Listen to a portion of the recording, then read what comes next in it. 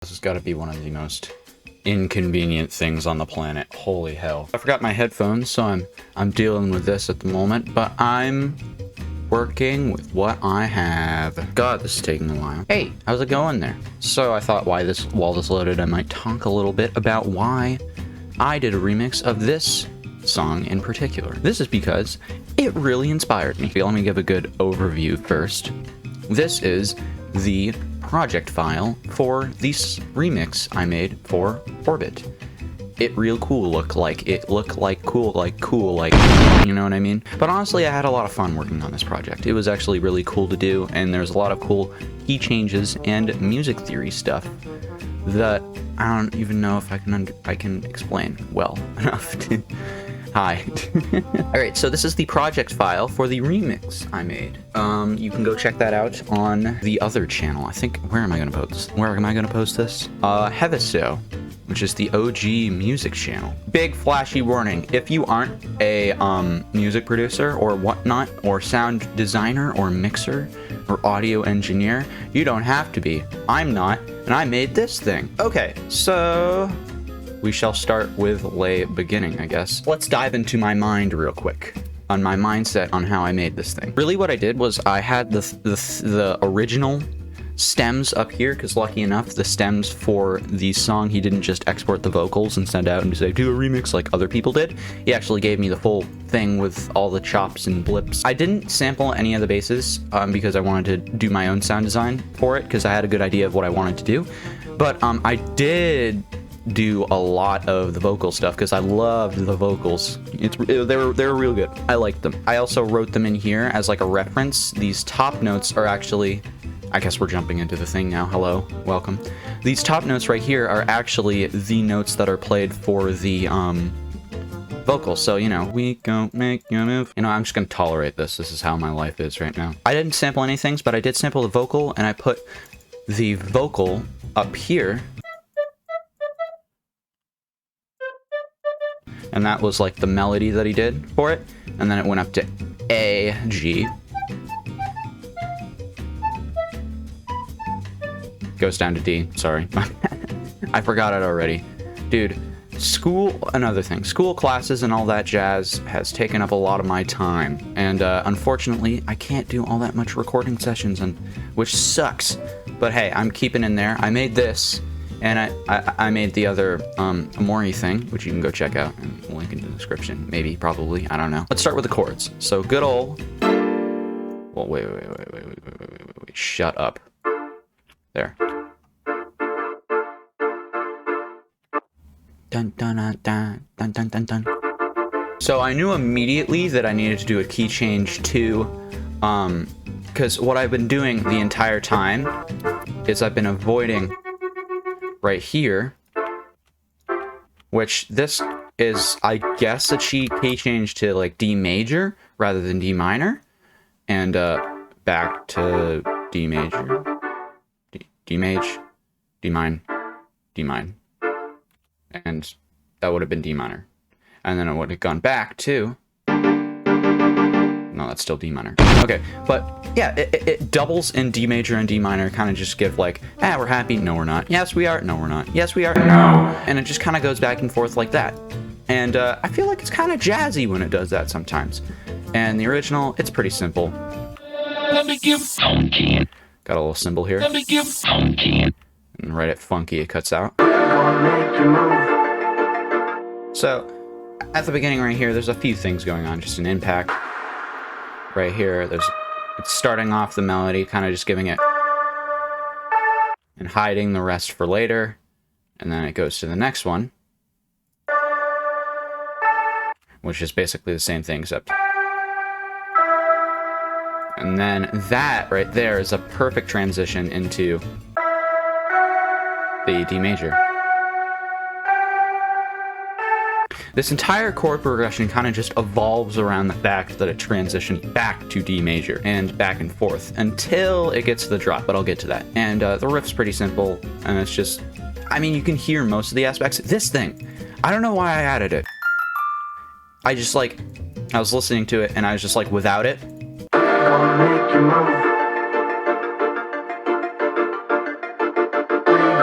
sounded empty, and I wanted some emphasis on the whip it, whip it. So I put in this, and it sounded extremo funk.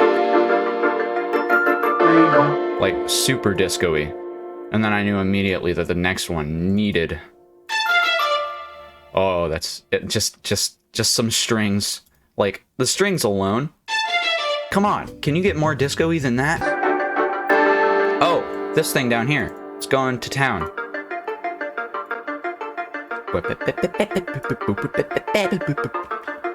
So, there's a lot of things going on here. Take a good look at this, because this is what I pretty much did for almost all of the synths. I can't really explain my sound design process. It's kind of hectic, but this is like always to 7. Mix is always like never at 50, usually like in between somewhere. Detune all the way. Phaser is always set to the BPM whenever I use it, and it's on 50 right now. Chorus, duh. Delay, it's 8th with ping pong. Compressor, I only move this knob most of the time. Reverb, mix 30%, and the decay. Those are like the only ones that I use most of the time.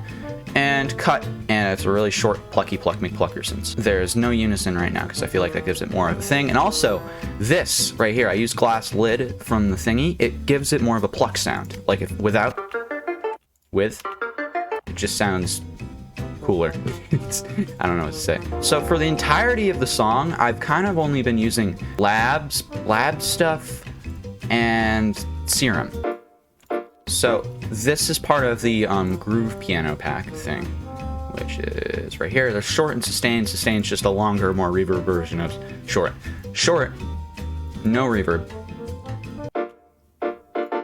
It's just playing the riff, and then the long one at first is just playing these long.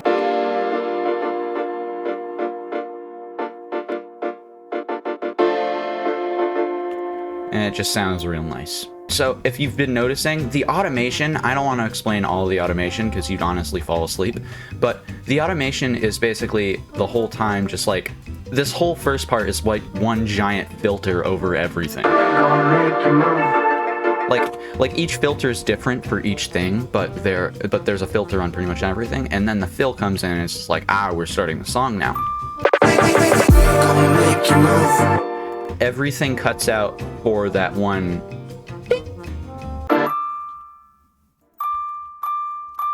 And then.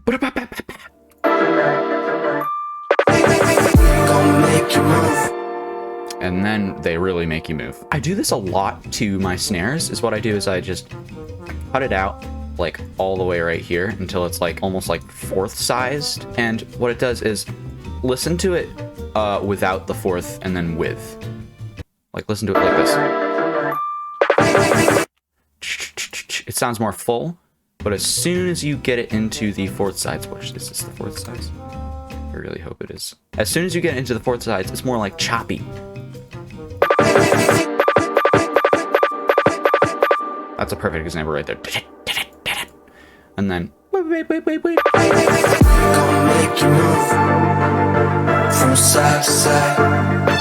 We gon' make you lose all inside your mind.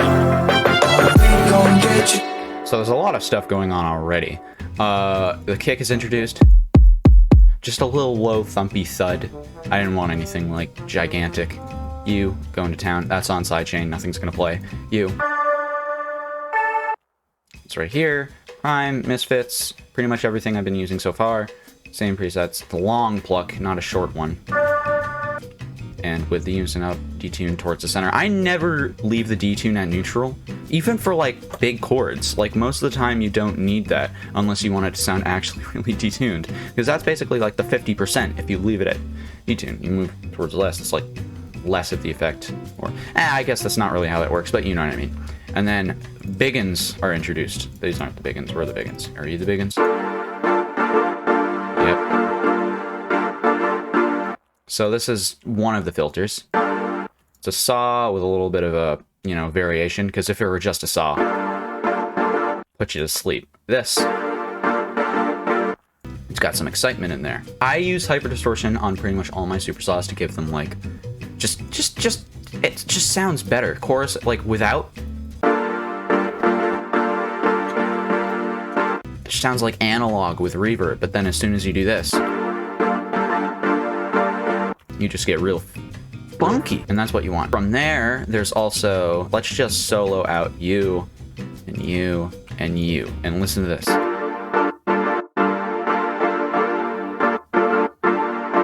So this automation is just a volume automation, which means when it's on saw and it's cutting for right here, so there's complete silence right there. I took it to the fact that when Ellis went over his track, he talked about a lot of basically that you don't want reverb on everything, which sucks because I do that a lot. I kind of like reverb. When it comes to reverb, I get that you don't want it to wash out your track. So what I did was I still put reverb on the saw, but I made it a little bit more choppy to give it more of an actual like foundation, something to like, you know, listen to and not washed out. And it sounds good. Strings are added. Lots of stuff is going down. Build. Gonna get you through this, just for one more night. So baby, let's hop in tonight. We gonna make you move from side to side. We gonna make you lose all inside your mind. Oh, we gonna get you through this. So real cool stuff going on right here. So let's start with the drums, I guess. Sure, why not?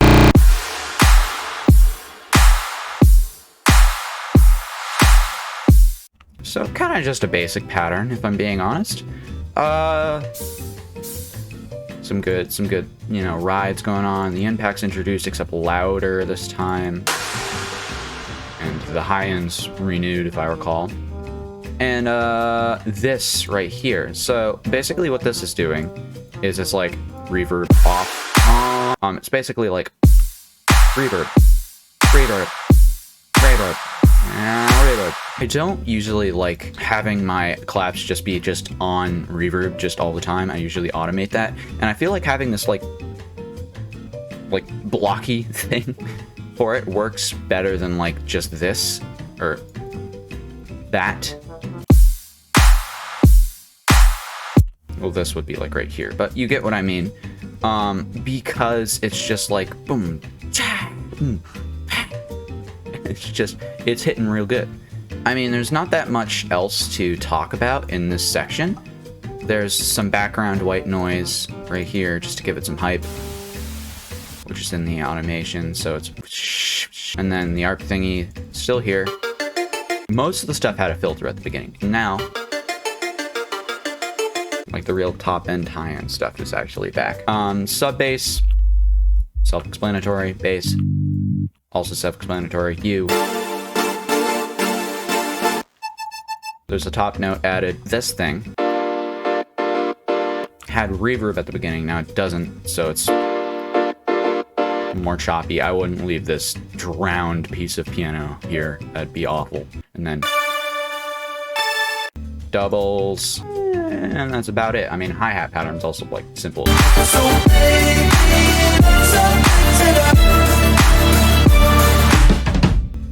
And this fill was a fun part of the song to work on. This was just a thing that I made in the Labs drums sample, and it's like one of those things that just like those drums on the notes and you find what you want to play.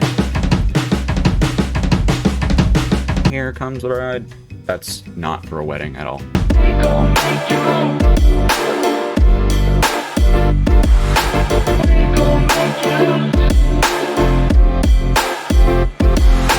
Right here, this is a big chungy kick. It's like thick as hell. You're probably wondering, how the hell did you do that? Well, I'll tell you. Cut not all of this, like cut the McMutterson's Soundguidizer. This thing helped so much. If I turn this off, it's more centered, which is probably what a kick should be, what a chick could she. Then what I did right here is I panned it a little bit, because the more I go, that's just like a left to right pan. But if you put it back to center, then it's getting real big chunkusy, and it's more like so what the thing does is it like pans from left to right, like, but the less I move that knob, the more it's like compressing the pan. So it's really panning just like, but like right in front, right in mono. So you don't notice it as much, and it's real big, and it just sounds like it's like taking up all the mono frequencies. So it's just big chungus kick. Oh my god, that snare sounds so compressed. I bet it's the fucking... Shut up. There we go. So the first half of the song you've been listening with a limiter, because I forgot to turn it off. But okay, so here. If I recall, this one has a reverb on it. Nope, this one does. So this one's more of like a foundational snare, and this one, more of a reverby snare, which there's a reverb automation right here, which you can follow.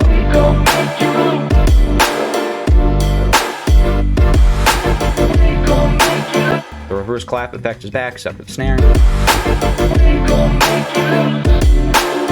I made this just out of like reverb from the clap, and then reversed it and exported it, and you know, yada yada yada.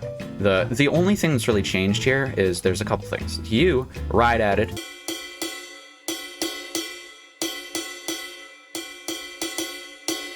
That just repeats all the time. And then the bass is just following the kick and snare pattern, and the reverb is following the kick and snare pattern. So a lot of emphasis on the kick and snare pattern. And the We Gon' Make You Move vocals.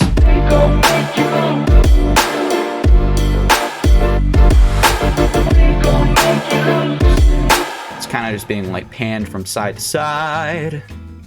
Da da da da da da.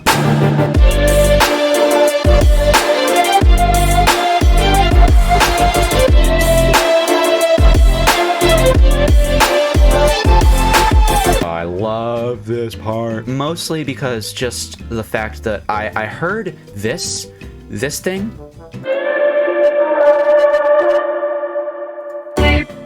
which was like hella distorted for some reason because it has not been exported and mastered, so it's like kind of poopy right now. But I heard that once in that one part, and he never brought it back, and I got so mad.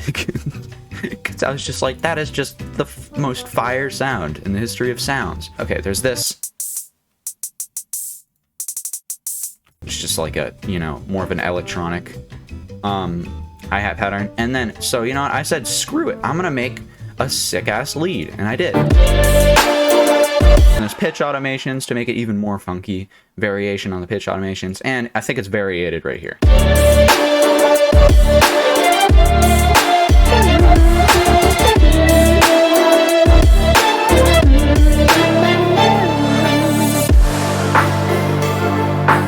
And I mean, there's not that much else to talk about in the section other than the hi-hat pattern that was added and the strings.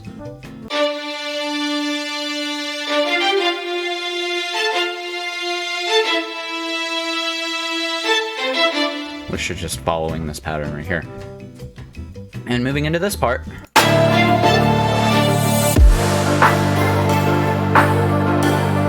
Chord progression completely changes. So it's a classic, like, you know, at first just up, down, 2, 3, 4, ninth. I like how I had to count there.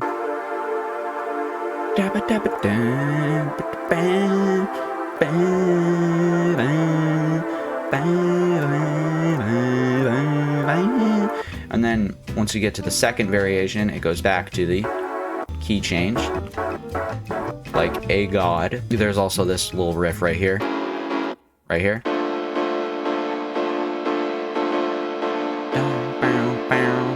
Rocking some triplets. And this ARP is just rocking the good old classic thing that played at the end right here. And this right here is going to be a core element of the drop, so I need to introduce it at the beginning part. So this is one of 2 layers, if I recall. One's Mario and Prime, hyper distortion, blah, blah, blah, blah, blah, blah, blah. And there's nothing really special about it. It's just following the chord progression that I already wrote. What I did for the ARP thing, moving back to this part, the dun dun dun dun dun dun dun dun dun dun dun dun dun I wanted like a melody to be introduced to the ending right here, kind of just like to play out right here, and then dun, dun, dun, dun, dun, dun, dun, dun, dun. Just a lot slower though. And then there's a snare fill.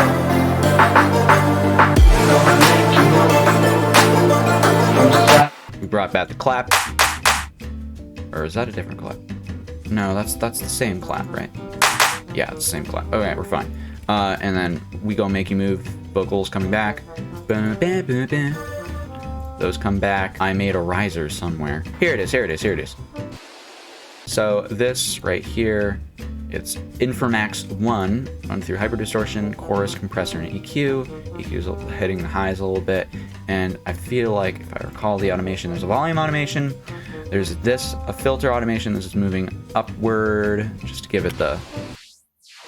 And sound geyser on B.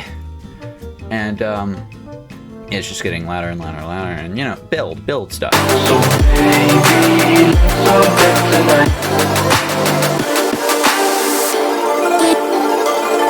baby,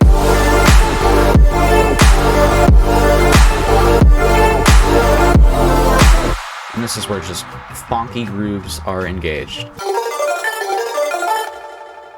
So what I did was I actually cloned the first one into the second one and made it super short right here. So if you were to just play it, it's just real short like. And there is a delay automation going up, which is just emphasizing the delay on the ARP. And then there's this wait just in the mix right there. And there's some snare fills right there. Good pad in the background, real drums continuing. Dun, dun, dun. So there's a lot of stuff going on right here, if I recall. So for the time being, this drop just used to be this.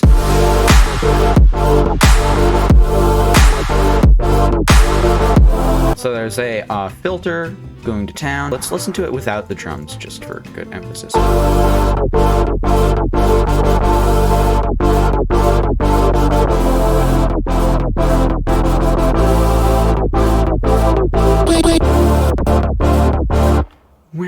And then it's real glitchy like, okay? And that's what I like in my stuff. Okay, so a couple things going on here. There's this, a layer of 2, and then this is actually one of my favorite things. One of my favorite things to put together is Prime and Reese, and these two work perfectly together. It just sounds so nice. Like, I don't know why. Classic Supersaw. Nothing special. And bass, same thing, sub bass, real loud now. What I did was I added the riff on top, which is also a layer of 2, and then without the drums, this just is a drop.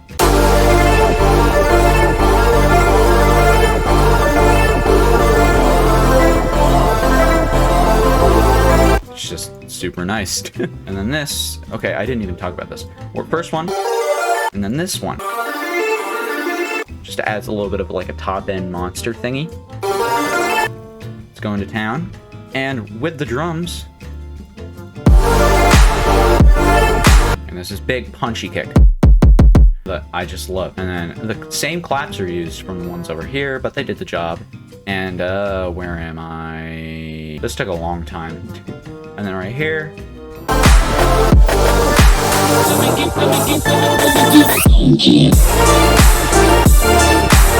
I had a lot of fun making this fill. I put some new filters and stuff on it to make it sound more like wee. These are doubled now. And about it.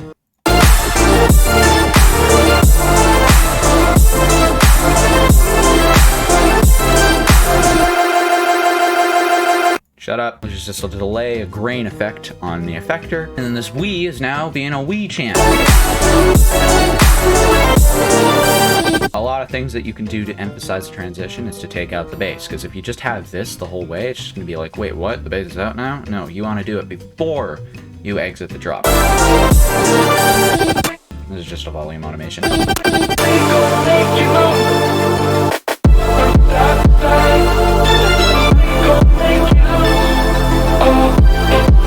And I mean, the ending's pretty self-explanatory. It's just like this time, we're really making you move from side to side.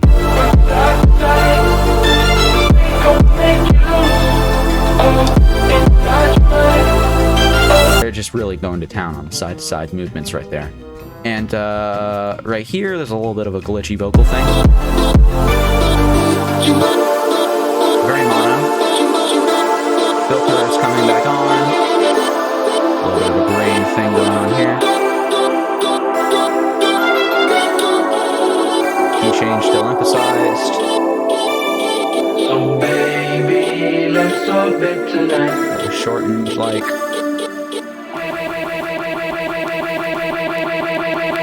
Come on. And so right here, I wanted the listener to like have an understanding on how I knew this was as glitchy as it is, because like I know this is a very glitchy song. I get it. So I wanted to put myself in the listener's shoes and think, what would the listener say at this point? They could be like, how glitchy can this be? God, this is such a glitchy song. So I wanted to emphasize that. Come on, how... And I feel like it like ends with B if I... come on, how glitchy can you be? Why didn't I do that? I could have just...